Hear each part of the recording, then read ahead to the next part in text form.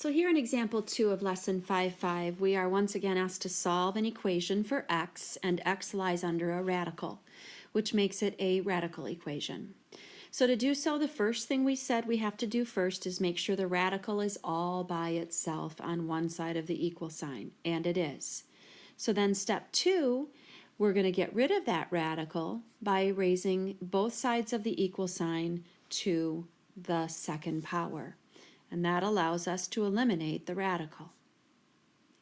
Now what's different here about example 2 compared to example 1 is we see that we have a quadratic equation. We have an x to the second power, and so we're going to have to use our factoring methods to help us solve this.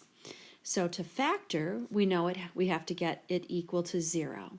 So we'll need to subtract 4 from both sides in order to have 0 left over on the other side of the equal sign.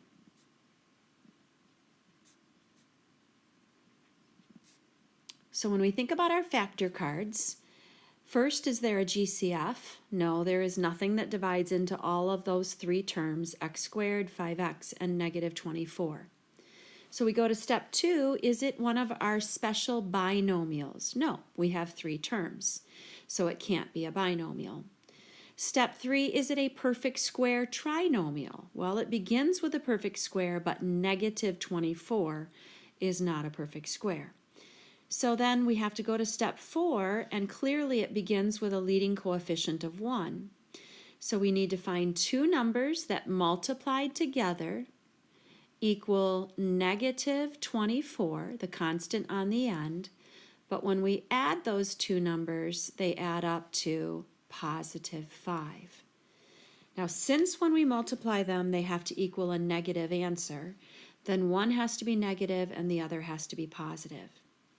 And to make them add up to 5, we'd have to have a positive 8 and a negative 3. Because negative 3 times positive 8 is negative 24, and negative 3 plus positive 8 is 5.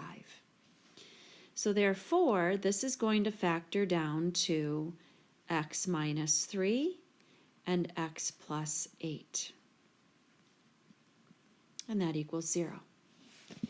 So now we have two things multiplied together that equal to 0. If either one of those two things came out equal to 0, then it would work. So the value of x that makes the first binomial 0 is 3, because 3 minus 3 is 0, and 0 times anything is 0. The value of x that makes the second one 0 is negative 8, because negative 8 plus 8 is 0, and 0 times anything is 0. So it appears we may have two solutions, but we've got to check to be sure that they both work.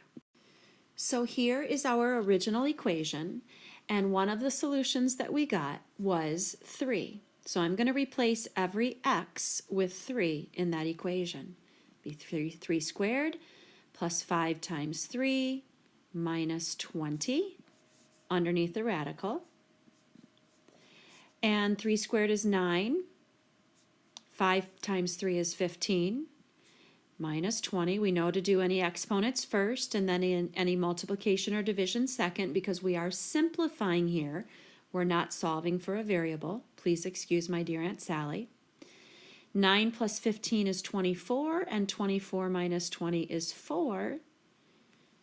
And I know that the principal square root of 4 is 2. And that's what I have on the other side, so that works. So one of my solutions is in fact 3. But I want to see if the negative 8 works as well. So I'm going to go back to the original problem, and I'm going to replace every x with negative 8. Now be careful. When you're squaring a negative number, it always turns out positive. So that's why if you're going to plug this into your calculator, you need to enclose that negative number in parentheses before you square it. So negative 8 squared is 64. 5 times negative 8 is negative 40, and then minus 20.